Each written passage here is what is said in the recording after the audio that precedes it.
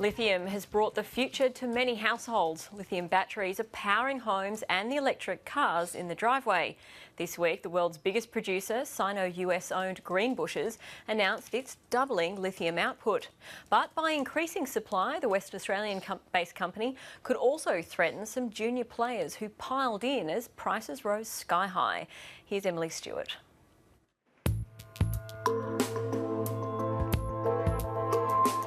With a big house on the Gold Coast, Clayton Linden's energy bills totalled $8,000 last year. There's things like, there's a spa, there's a pool pump, there's air conditioning, cooking, kids leaving lights on. We're big users of energy. So last month he spent $80,000 getting solar panels and a record 6 Tesla wall batteries to store energy installed.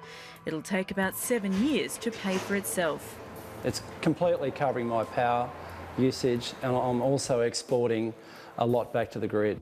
We've had over 33,000 inquiries since the start of this year for the Tesla Powerwall. So if you look back maybe 12 or 18 months ago, we would have had, a couple every month, if that. This push towards renewable energy is only possible because of lithium, which is key to wall batteries and electric cars.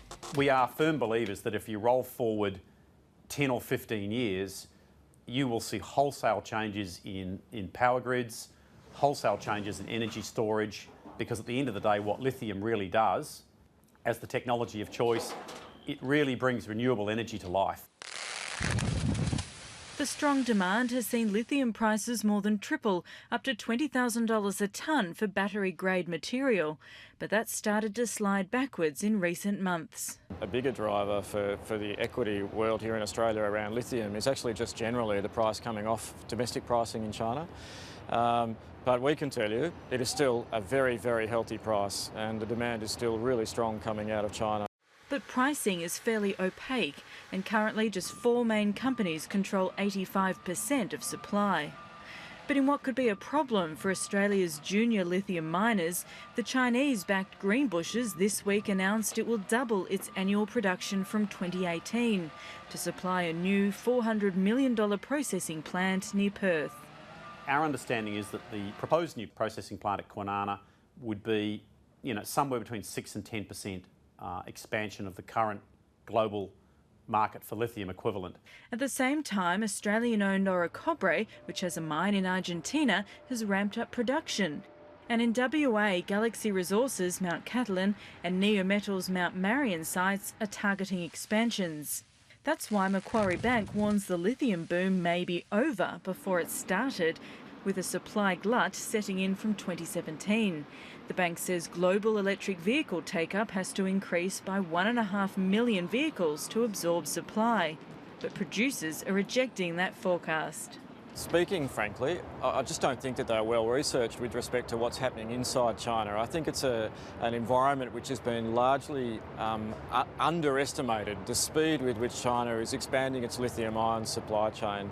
And as a result, we think there's a lot more lithium raw material required than perhaps Macquarie would suggest.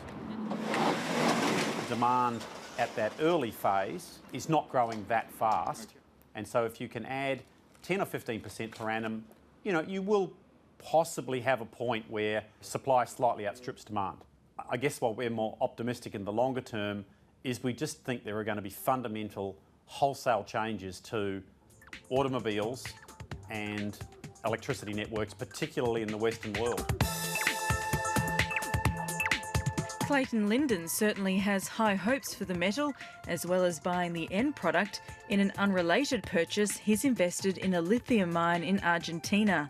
I think lithium's a pretty hot space. I think it's got a long way to run.